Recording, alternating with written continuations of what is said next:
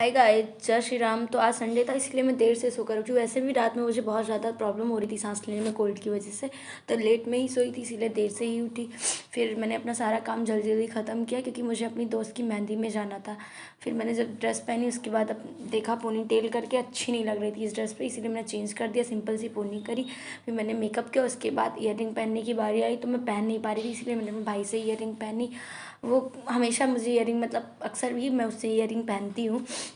फिर उसके बाद जब उसने ईयरिंग पहनाई तो मैं उस जिस रूम में वो पढ़ रहा था उस रूम से जब मैं बाहर आई तो देखा कि अरे इसने मेरी तो ये ईयरिंग उल्टी मुझे पहना दी है। गुस्सा कर रही थी मैं। उसके बाद फिर से मैं अंदर गई, उससे ईयरिंग पहने। मैंने कहा जल्दी पहनाओ सही से, उसने अपना ईयरिंग पहनाया। फिर मैं सीधा मेहंदी में आ गई अपनी दोस्त की। वहाँ पर मैंने उसके साथ वीडियो जो बनाई वो काफ़ी इमोशनल हो गई थी क्योंकि उसकी खुद की शादी थी। फिर भी मैंने उससे कहा थोड़ा स्माइल करे, अच्छी लगेगी। फिर उसके एक तो मैंने ऐसा सॉन्ग लगा दिया था कि वो और भी इमोशनल हो गई थी। उसके बाद डांस की बारी आई तो मुझे दीपा भी बोल रही थी और काफ़ी आंटी लोग बोल रही थी कि डांस करो काजल, डांस करो।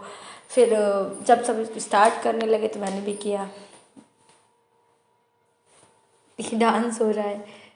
अब सॉन्ग से तो मतलब डांस से तो पता ही चल रहा होगा कि हम लोग कौन से सॉन्ग पे डांस कर रहे हैं। अक्सर मैं इस सॉन्ग पे डांस करती हूँ क्योंकि इस पे बहुत इजी डांस होता है और मुझे आता भी है। वैसे ज़्यादा डांस करना नहीं आता लेकिन काम चलाऊ कर लेती हूँ मैं।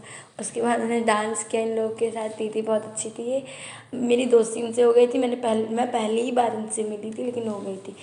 उसके बाद मैंने डांस वांस किया, एंजॉय किया। मैं घर आ गई, काफ़ी थक गई थी। आज के लिए इतना ही। बाय बाय, जय श्री राम।